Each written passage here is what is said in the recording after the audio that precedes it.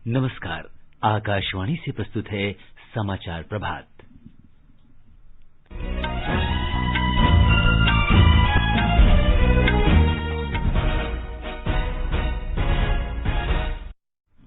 प्रधानमंत्री नरेंद्र मोदी आज जयपुर और जामनगर में 2 आयुर्वेद संस्थान राष्ट्र को समर्पित करेंगे। प्रधानमंत्री ने कहा, देश आत्मनिर्भर बनने का लक्ष्य और संकल्प लेकर आगे बढ़ रहा है। बिहार में सरकार गठन को लेकर राष्ट्रीय जनतांत्रिक गठबंधन की बैठक आज पटना में। वंदे भारत मिशन के अंतर्गत विभिन्न देशों से 23 लाख से अधिक भारतीयों को स्वदेश लाया गया।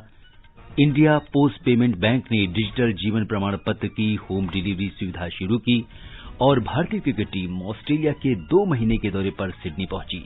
3 T20, 3 एकदिवसीय और 4 टेस्ट मैच खेले जाएंगे।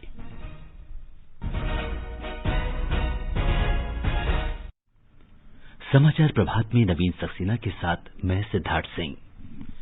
कोविड-19 महामारी के खिलाफ देश एकजुट होकर लड़ रहा है। आप भी हमारे साथ सुरक्षा और बचाव के 3 आसान एहतियाती उपायों का संकल्प लें। मास्क पहनें, 2 गज दूरी है जरूरी, सुरक्षित दूरी बनाए रखें, हाथ और मुंह साफ रखें। अब समाचार विस्तार से।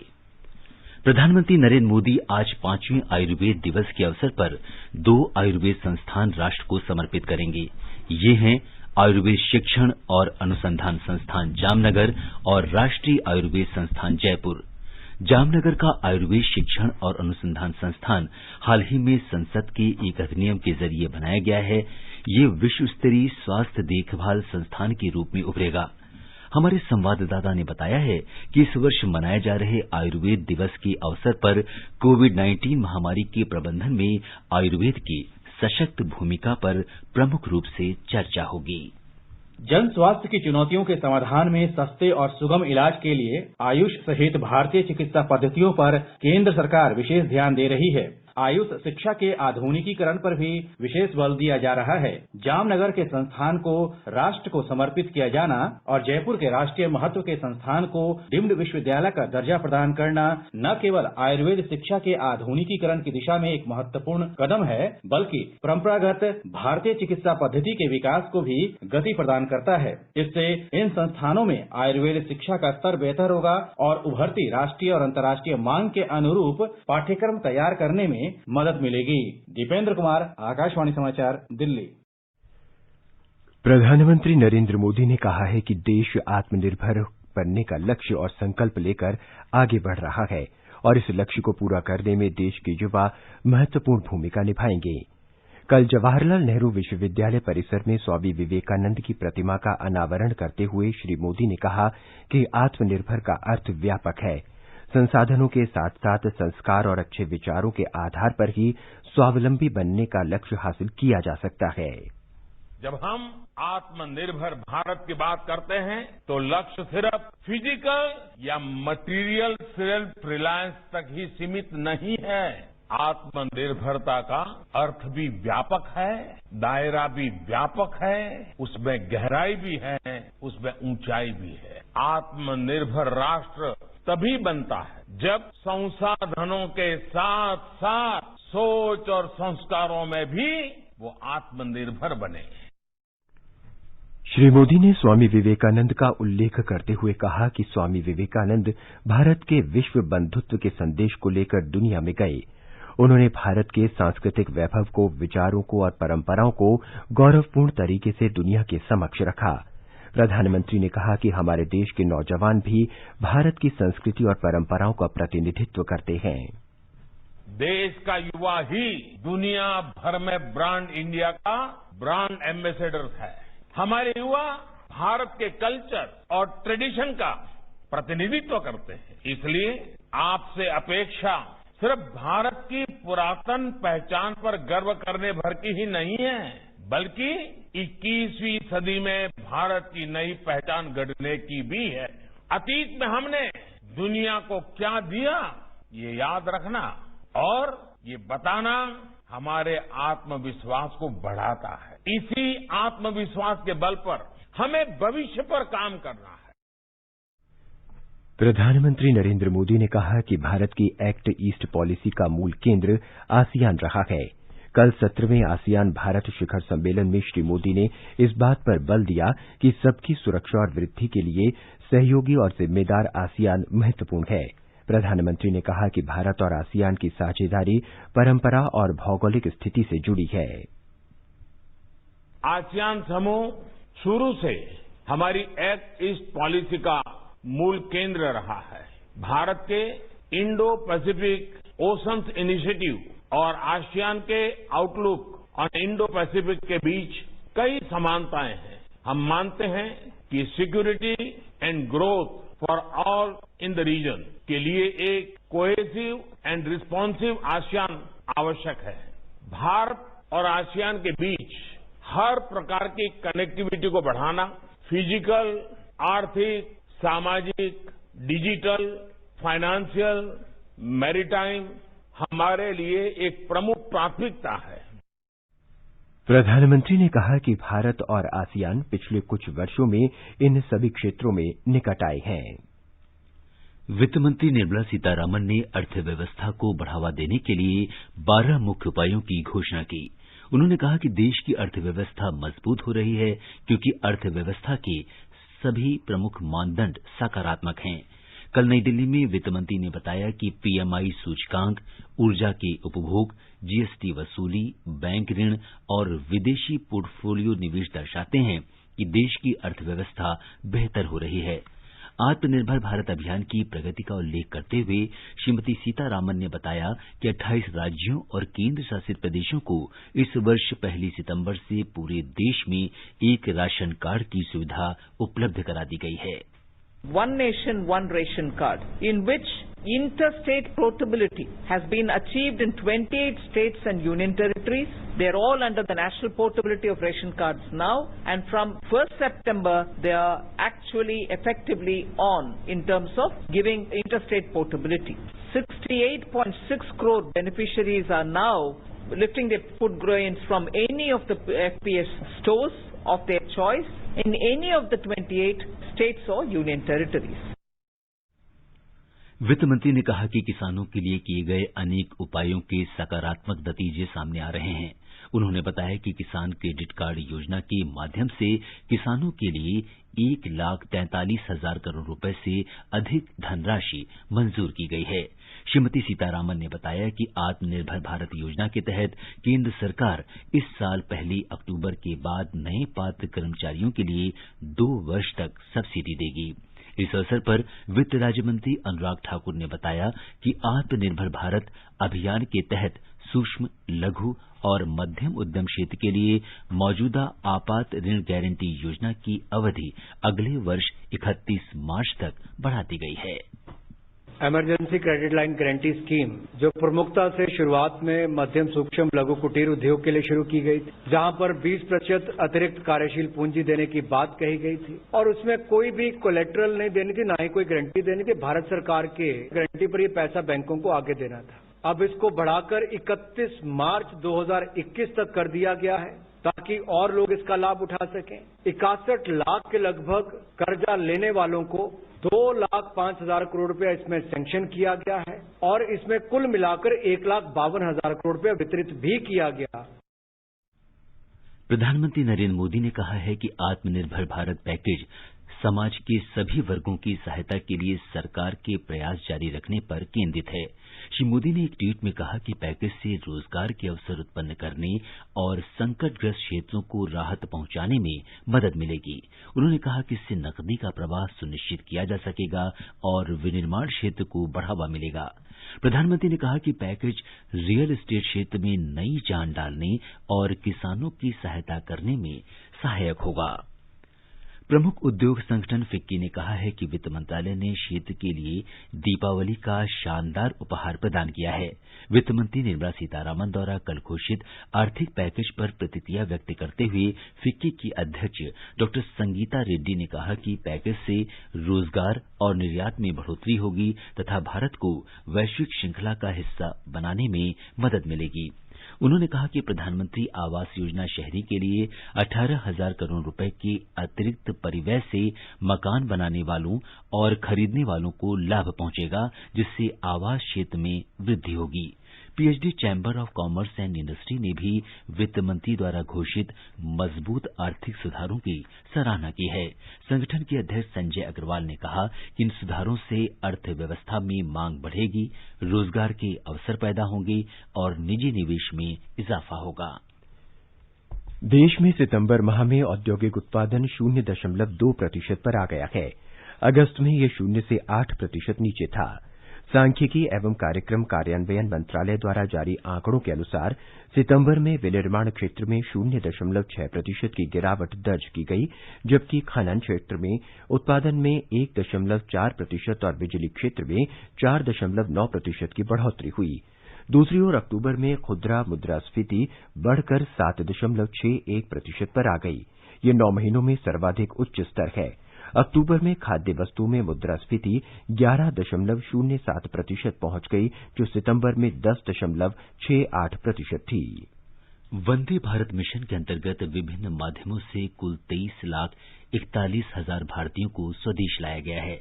विदेश मंत्रालय के प्रवक्ता अनुराग श्रीवास्तव ने कहा कि वंदे भारत मिशन का 8वां चरण इस महीने की 1 तारीख से लागू है। इस चरण के पहले 10 दिनों में 22 देशों से 436 उड़ानों द्वारा 80,000 भारतीयों को स्वदेश वापस लाया गया है। ये समाचार आकाशवाणी से प्रसारित किए जा रहे हैं। समाचार प्रभात में आपका फिर स्वागत है। आगे बढ़ने से पहले एक नजर मुख्य समाचारों पर। प्रधानमंत्री नरेंद्र मोदी आज जयपुर और जामनगर में 2 आयुर्वेद संस्थान राष्ट्र को समर्पित करेंगे। प्रधानमंत्री ने कहा, देश आत्मनिर्भर बनने का लक्ष्य और संकल्प लेकर आगे बढ़ रहा है। बिहार में सरकार गठन को लेकर राष्ट्रीय जनतांत्रिक गठबंधन की बैठक आज पटना में। वंदे भारत मिशन के अंतर्गत विभिन्न देशों से 23 लाख से अधिक भारतीयों को स्वदेश लाया गया। इंडिया पोस्ट पेमेंट बैंक ने डिजिटल जीवन प्रमाण पत्र की होम डिलीवरी सुविधा शुरू की और भारतीय क्रिकेट टीम ऑस्ट्रेलिया के 2 महीने के दौरे पर सिडनी पहुंची। 3 T20, 3 एकदिवसीय और 4 टेस्ट मैच खेले जाएंगे। बिहार में नई सरकार के गठन पर चर्चा के लिए आज पटना में राष्ट्रीय जनतांत्रिक गठबंधन एनडीए के घटक दलों की अनौपचारिक बैठक होगी। कल पटना में संवाददाताओं से बातचीत में बिहार के मुख्यमंत्री और जनता दल यूनाइटेड के अध्यक्ष नीतीश कुमार ने कहा कि लोगों ने एनडीए को जनादेश दिया है और वो राज्य में सरकार बनाएगी। बिहार की जनता का निर्णय है। लोगों ने जो उनके हाथ में ताकत थी, जनता मालिक है और जनता का निर्णय हो गया। पुनः एनडीए को बहुमत प्राप्त हुआ है और एनडीए की सरकार बनेगी। श्री नीतीश कुमार ने कहा कि सभी चारों दल, जनता दल यूनाइटेड, भारतीय जनता पार्टी, हिंदुस्तानी अवाम मोर्चा और विकासशील इंसान पार्टी के नेता इस बैठक में नई सरकार के गठन पर चर्चा करेंगे। श्री कुमार ने कहा कि शपथ ग्रहण की तारीख अभी तय नहीं हुई है और इस बारे में निर्णय बाद में लिया जाएगा। मुख्यमंत्री ने कल पटना में जनता दल यूनाइटेड के नवनिर्वाचित विधायकों के साथ बैठक की। हिंदुस्तानी अवाम मोर्चा के प्रमुख जीतन राम मांझी ने अपने 4 नवनिर्वाचित सदस्यों के साथ श्री नीतीश कुमार से मुलाकात की। श्री मांझी ने श्री नीतीश कुमार को समर्थन का पत्र दिया है। श्री मांझी ने कहा कि पूर्व मुख्यमंत्री होने के नाते वे राज्य के नए मंत्रिमंडल में शामिल नहीं होंगे। विकासशील इंसान पार्टी के प्रमुख मुकेश साहनी ने भी श्री नीतीश कुमार से मुलाकात की। विकासशील इंसान पार्टी और हिंदुस्तानी अवाम मोर्चा को विधानसभा चुनावों में 4-4 सीटें मिली हैं। देश में कोविड से स्वस्थ होने की दर 92.89% हो गई है। स्वास्थ्य मंत्रालय के अनुसार देश में कोविड से स्वस्थ लोगों की कुल संख्या 80,66,000 को पार कर गई है। देश में संक्रमण की दर 5.63% है। 47,905 नए लोगों में संक्रमण की पुष्टि के साथ ही संक्रमित लोगों की कुल संख्या 86 लाख से अधिक हो गई है। नए संक्रमित लोगों में से 78% 10 राज्यों और केंद्र शासित प्रदेशों में हैं। सरकार की जांच, निगरानी और उपचार की प्रभावी रणनीति के कारण देश में स्वस्थ होने की दर बढ़ी है और मृत्यु दर में कमी आई है। देश में संक्रमण से मृत्यु दर 1.48% है, जो विश्व में सबसे कम मृत्यु दरों में से एक है। भारतीय आयुर्विज्ञान अनुसंधान परिषद के अनुसार बीते एक दिन में 11,93,000 जांच की गई। देश में अब तक 12 करोड़ 19 लाख नमूनों की जांच की जा चुकी है। महाराष्ट्र में कल कोरोना संक्रमण के 4,496 नए मामले आने से कुल मामले 17,36,329 हो गए हैं। संक्रमण से 122 लोगों की जान जाने से मृतकों की संख्या 45,682 पहुंच गई है। राज्य में संक्रमण से ठीक होने वालों की संख्या 16,05,064 हो गई है। संक्रमण से स्वस्थ होने की दर अब 92.44% हो गई है, जबकि मृत्यु दर 2.63% है। तमिलनाडु में कोविड के उपचाराधीन रोगियों की संख्या और कम होकर कल 18,395 हो गई। ये संख्या 5 महीने पहले 12 जून को उपचाराधीन रोगियों की संख्या के लगभग समान है। इस बीच राज्य के मुख्यमंत्री ई पलानीसामी ने 108 नई एम्बुलेंस को स्वास्थ्य सेवा में शामिल किया है। एक रिपोर्ट। कल सेवा में शामिल किए गए 108 नए एम्बुलेंस को इस योजना के तहत तैनात किया जाएगा, जिन्हें लोकप्रिय रूप से एम्बुलेंस सेवा के रूप में जाना जाता है। इसके साथ ही इस योजना के तहत कुल बेड़े 1,288 हो गए हैं। राज्य के स्वास्थ्य मंत्री डॉक्टर सी विजय भास्कर ने कहा कि नवीनतम उपकरणों से लैस 200 से अधिक एम्बुलेंस को बेड़े में बहुत जल्द शामिल किया जाएगा। महामारी के दौरान राज्य में लगभग 8 लाख संक्रमितों में से 2,93,000 कोविड रोगियों को 108 एम्बुलेंस सेवा का उपयोग करके विभिन्न अस्पतालों में स्थानांतरित किया गया है। चेन्नई से जयसिंह की रिपोर्ट के साथ समाचार कक्ष से सुषमा शर्मा। गुजरात में कल 1,120 लोगों में कोरोना संक्रमण की पुष्टि हुई। राज्य में कोविड से स्वस्थ होने वालों की दर में सुधार हुआ है और ये 91.29% पर पहुंच गई है। अहमदाबाद नगर निगम ने शहर के नागरिकों को अपील की है कि वो बिना वजह मुफ्त में हो रहे कोरोना वायरस के टेस्ट न करवाए। नगर निगम का कहना है कि जिसको जरूरत है उसी को परीक्षण करवाना चाहिए। ऐसा पाया गया है कि कई लोग सिर्फ जिज्ञासा की वजह से मुफ्त में हो रहे परीक्षण केंद्रों पर भीड़ जमा कर रहे हैं। नगर निगम द्वारा जिन लोगों ने परीक्षण करवा लिया है, ऐसे लोगों को नहीं मिटने वाली स्याही लगाना शुरू किया गया है। इस बीच अहमदाबाद नगर निगम ने कहा है कि ICMR की मार्गदर्शिका के मुताबिक सिर्फ एंटीजन और RT-PCR परीक्षण ही कोविड संक्रमण का पता लगाने के लिए मान्य है। कुछ निजी डॉक्टरों और चिकित्सकों द्वारा RT-PCR परीक्षण टालने के लिए अलग प्रकार के परीक्षण करवाने के लिए कहा जा रहा है, जो गलत है। योगेश पंड्या, आकाशवाणी समाचार, Ahmedabad. India post payment bank IPPB ने डाकिये के जरिए डिजिटल जीवन प्रमाण पत्र जमा कराने की सेवा सफलतापूर्वक शुरू की है। इससे पेंशन पाने वाले व्यक्ति घर बैठे ऑनलाइन जीवन प्रमाण पत्र जमा करा सकते हैं। इस सुविधा का शुभारंभ नवंबर 2014 में प्रधानमंत्री नरेंद्र मोदी ने किया था। इस सुविधा को देश भर में उपलब्ध कराने के लिए पेंशन और पेंशन धारक कल्याण विभाग ने इंडिया पोस्ट पेमेंट बैंक के साथ मिलकर डाकियों और ग्रामीण डाक सेवकों के विशाल नेटवर्क की सुविधाओं का लाभ उठाने की योजना बनाई है। इससे घर घर जाकर पेंशन धारकों से डिजिटल जीवन प्रमाण पत्र हासिल करने की सुविधा शुरू की गई है।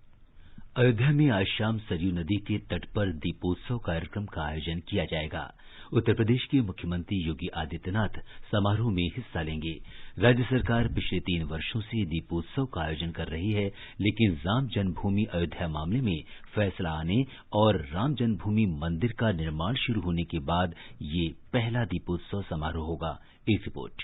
होंगे जगमग दीप असंख्य, लौटेंगे घर राम, स्वागत करने पहुंचेगा जगत अयोध्या धाम। भगवान राम के स्वागत के लिए इस दीपावली पूरा जगत अयोध्या धाम पहुंचेगा, लेकिन कोरोना के मद्देनजर इसमें एक बड़ी संख्या ऐसे राम भक्तों की भी होगी जो इंटरनेट के माध्यम से प्रभु राम के चरणों में अपने दीप अर्पित करेंगे। पवित्र नगरी अयोध्या के कोने कोने पर रामायण की पृष्ठभूमि पर आधारित सजावट की गई है और सरयू के तट पर 5,51,000 दीपों से आज शाम होने वाली रोशनी इस दीपावली को यादगार बना देगी। मुख्यमंत्री योगी आदित्यनाथ स्वयं यहां दीप जलाएंगे। पूरी दुनिया से राम भक्त भगवान राम के दरबार में अपने दीप इंटरनेट के माध्यम से दीपोत्सव कार्यक्रम के दौरान जला सकेंगे। प्रधानमंत्री नरेंद्र मोदी के भी दीपोत्सव कार्यक्रम में वर्चुअल माध्यम से दीप जलाने की उम्मीद है। सुशील चंद्र तिवारी, आकाशवाणी समाचार, लखनऊ। सुरक्षित दीपावली की अपनी श्रृंखला में आज हम हरित दीपावली पर चर्चा करेंगे। हमें प्रदूषण बढ़ाने वाली दीपावली के बजाय पर्यावरण के अनुकूल दीपावली को बढ़ावा देना है। लोगों को दिया और मोमबत्ती से रोशनी करने की पर्यावरण के अनुकूल परंपराओं को बढ़ावा देना चाहिए। लोगों को सलाह दी जाती है कि वे रंगोली सजाने के लिए रासायनिक रंगों की जगह प्राकृतिक रंगों का उपयोग करें, अपने घर को प्राकृतिक तरीके से आलोकित करें और बिजली के प्रकाश का इस्तेमाल न करें। लोगों को पटाखे फोड़ने के कारण होने वाले ध्वनि और वायु प्रदूषण के बारे में जागरूकता का प्रसार भी करना चाहिए। छत्तीसगढ़ में फर्जी जाति प्रमाण पत्र के आधार पर सरकारी सेवा में लगे लोगों को बर्खास्त किया जाएगा। मुख्यमंत्री भूपेश बघेल ने निर्देश दिया है ऐसे सभी सरकारी कर्मचारियों को सेवा से निष्कासित किया जाए जिन्होंने अनुचित और फर्जी जाति प्रमाण पत्र के आधार पर नौकरी हासिल की है। ब्यौरा हमारे संवाददाता से।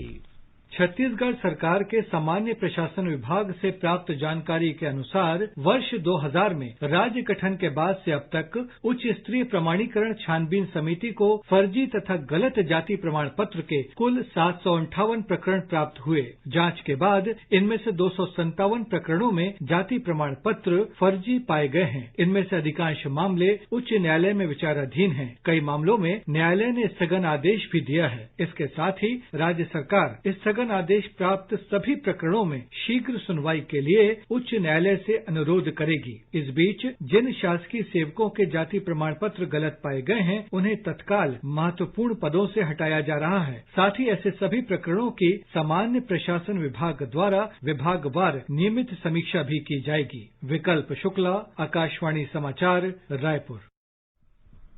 स्वापक नियंत्रण ब्यूरो एनसीबी ने नशीले पदार्थों के एक मामले के सिलसिले में फिल्म अभिनेता अर्जुन रामपाल को पूछताछ के लिए समन भेजा है। ब्यूरो के अधिकारियों ने इस महीने की 9 तारीख को अर्जुन रामपाल के निवास पर छापा मारा था और कुछ इलेक्ट्रॉनिक उपकरण बरामद किए थे। बुधवार को रामपाल की महिला मित्र से 6 घंटे तक पूछताछ की गई। जांच पूरी न होने को देखते हुए उसे फिर से ब्यूरो के समक्ष पेश होने को कहा गया है। आयकर अधिकारियों ने चेन्नई में सोने चांदी के एक प्रमुख कारोबारी की संपत्तियों पर सिलसिलेवार छापों के दौरान लगभग 5 अरब मूल्य की बेहिसाब परिसंपत्तियों और आमदनी का पता लगाया है। अधिकारियों ने चेन्नई, मुंबई, कोलकाता, कोयम्बटूर, त्रिची, सालेम, मुदैर और तिरुनेलवेली में 32 स्थानों पर इस व्यापारी के परिसरों की तलाशी ली। जम्मू कश्मीर सरकार ने कश्मीर केसर के व्यापार को देश भर में बढ़ावा देने के लिए ई ऑक्शन पोर्टल की शुरुआत की है। इस अवसर पर केंद्र शासित प्रदेश के कृषि निदेशक अल्ताफ एजाज अंद्राबी ने कहा कि इसका एकमात्र लक्ष्य खरीदारों को बढ़िया किस्म का कश्मीरी केसर मुहैया कराना है। उन्होंने कहा कि ई ऑक्शन से केसर की खेती करने वाले किसानों को उपज का अधिकतम मूल्य मिलेगा और खरीदार भी आश्वस्त होंगे कि पोर्टल के जरिए केसर की खरीद से उन्हें प्रमाणित उत्पाद मिलेगा। मणिपुर के मुख्यमंत्री एन बीरेन सिंह ने कल वीडियो कॉन्फ्रेंस के जरिए ऑयल पाम परियोजना की शुरुआत की। इस वर्ष अगस्त में राज्य में ऑयल पाम मिशन का गठन किया गया था। कृषि विभाग के संयुक्त निदेशक को मिशन का निदेशक नियुक्त किया गया था। साथ ही राज्य के प्रमुख स्वास्थ्य सचिव की अध्यक्षता में एक उप समिति भी बनाई गई थी। ऑयल पाम की बागवानी उष्ण क्षेत्र के लिए उपयुक्त है और राज्य सरकार ने चंदेल, चूड़ाचांदपुर, इम्फाल पश्चिम, विष्णुपुर, उखरुलू और थाउबल जिलों में 66,652 हेक्टेयर भूमि का चयन पाम ऑयल की खेती के लिए किया है। भारतीय क्रिकेट टीम द्विपक्षीय श्रृंखला के लिए ऑस्ट्रेलिया पहुंच गई है। 2 महीने के इस दौरे में मेजबान ऑस्ट्रेलिया से 3 T20, 3 एकदिवसीय और 4 टेस्ट मैच खेले जाएंगे। पहला T20 मुकाबला 27 नवंबर को होगा। भारतीय कप्तान विराट कोहली के नेतृत्व में टीम काफी पहले पहुंची है और टीम सिडनी के बाहरी इलाके में 14 दिन के क्वारंटीन में रहकर अभ्यास शुरू करेगी। न्यू साउथ वेल्स सरकार ने भारतीय टीम को 2 सप्ताह के क्वारंटीन के दौरान अभ्यास करने की मंजूरी दे दी है। भारतीय टीम सिडनी में ब्लैकटाउन इंटरनेशनल स्पोर्ट्स पार्क में अभ्यास सत्र में भाग लेगी। और अब एक नजर आज के मौसम पर। राष्ट्रीय राजधानी दिल्ली में सुबह के समय कोहरा छाया रहा, लेकिन दिन में आसमान साफ रहने का अनुमान है। न्यूनतम तापमान 14 डिग्री और अधिकतम तापमान 28 डिग्री सेल्सियस के आसपास रहने का अनुमान है। मुंबई में न्यूनतम तापमान 22 डिग्री सेल्सियस के साथ ही अधिकतम तापमान 34 डिग्री सेल्सियस रहने की उम्मीद है। चेन्नई में हल्की वर्षा का अनुमान है। तापमान 25 और 29 डिग्री सेल्सियस के बीच रह सकता है। कोलकाता में आसमान साफ रहेगा। तापमान 21 डिग्री सेल्सियस और 32 डिग्री सेल्सियस के बीच रहने की संभावना है। जम्मू कश्मीर कश्मीर के श्रीनगर में तापमान 2 डिग्री सेल्सियस नीचे और अधिकतम तापमान 15 डिग्री सेल्सियस तक जा सकता है। लेह में बादल छाए रहेंगे। गिलगित में तापमान 2 डिग्री से 18 डिग्री सेल्सियस के बीच रह सकता है। मुजफ्फराबाद में तापमान 8 डिग्री और 20 डिग्री सेल्सियस के बीच रहने की संभावना है। ये समाचार हमारी वेबसाइट newsonair.com/hindi पर भी उपलब्ध हैं। और नवीन, अब बताएं कि आज के समाचार पत्रों की सुर्खियों में क्या खास है। सिद्धार्थ, केंद्र सरकार के अर्थव्यवस्था को रफ्तार देने के लिए राहत पैकेज की घोषणा को सभी अखबारों ने आज अपनी सुर्खी बनाया है। हिन्दुस्तान के शब्द हैं, किसानों कर्मचारियों को दिवाली का तोहफा। अमर उजाला लिखता है, बेरोजगारों और घर खरीदारों को धनतेरस पर सरकार ने दिया दिवाली का तोहफा। बकौल नवभारत टाइम्स, नए घर में होगा लक्ष्मी का प्रवेश, टैक्स छूट बनकर। दैनिक जागरण लिखता है, इकोनॉमी को दिवाली गिफ्ट। हरिभूमि ने लिखा है, अब कोरोना काल में नौकरी गंवाने वालों को मोदी सरकार देगी सहारा। वहीं राजस्थान पत्रिका के शब्द हैं, धनतेरस पर खुला उजालों का पिटारा, 2 करोड़ तक के घर पर 20% आयकर छूट। भारतीय नौसेना के अत्याधुनिक स्कॉर्पियन श्रेणी की 5वीं पनडुब्बी वजीर के कल मुंबई स्थित मझगांव गोदी में जलावतरण पर हरिभूमि ने इसे अपनी बैनर हेडलाइन बनाते हुए लिखा है, अरब सागर में भारत की वजीर बड़ी ताकत। ये पनडुब्बी दुश्मन के रडार से बचने और आधुनिक प्रौद्योगिकी क्षमताओं से लैस है। भारत और फिलीपींस के ब्रह्मोस मिसाइल को लेकर अगले साल तक महत्वपूर्ण समझौते पर हस्ताक्षर करने की खबर राजस्थान पत्रिका में है। फिलीपींस भारत रूस के संयुक्त रूप से तैयार हथियार प्रणाली को पाने वाला पहला देश बनेगा। अमरीकी स्वास्थ्य agency centre for disease control and prevention CDC के एक अध्ययन के दावे की दुनिया की 15% आबादी अगर मास्क पहनने लगे तो विश्व अर्थव्यवस्था को $1 खरब का फायदा हो सकता है को राजस्थान पत्रिका ने अपनी सुर्खी बनाया है। लोग मास्क पहने तो एक और लॉकडाउन नहीं झेलना पड़ेगा। मास्क संक्रमण रोकने में भी कारगर। हाथों की सफाई और वेंटिलेशन पर भी देना होगा ध्यान। अंतर्राष्ट्रीय मुद्रा कोष की रिपोर्ट के अनुसार दुनिया भर में कोरोना वायरस से लड़ाई में $10 खरब से ज्यादा खर्च हो चुका है। धनतेरस पर खरीदारी से बाजारों की रौनक लौटने और बेपटरी हुए बाजारों को दीपावली पर एक नई ऊर्जा मिलने को हिन्दुस्तान ने प्रमुखता से दिया है। साथ ही राजधानी दिल्ली में बढ़ते प्रदूषण को लेकर ग्राहकों के इलेक्ट्रिक गाड़ियों की खरीद में दिलचस्पी बढ़ने पर हिन्दुस्तान की सुर्खी है, ई वाहन धनतेरस के दिन महीने भर की बिक्री। और अंत में मुख्य समाचार एक बार फिर। प्रधानमंत्री नरेंद्र मोदी आज जयपुर और जामनगर में 2 आयुर्वेद संस्थान राष्ट्र को समर्पित करेंगे। प्रधानमंत्री ने कहा, देश आत्मनिर्भर बनने का लक्ष्य और संकल्प लेकर आगे बढ़ रहा है। बिहार में सरकार गठन को लेकर राष्ट्रीय जनतांत्रिक गठबंधन की बैठक आज पटना में। वंदे भारत मिशन के अंतर्गत विभिन्न देशों से 23 लाख से अधिक भारतीयों को स्वदेश लाया गया। इंडिया पोस्ट पेमेंट बैंक ने डिजिटल जीवन प्रमाण पत्र की होम डिलीवरी सुविधा शुरू की। और भारतीय क्रिकेट टीम ऑस्ट्रेलिया के 2 महीने के दौरे पर सिडनी पहुंची। 3 T20, 3 एकदिवसीय और 4 टेस्ट मैच खेले जाएंगे। इसके साथ ही समाचार प्रभात का ये अंक समाप्त हुआ। नमस्कार।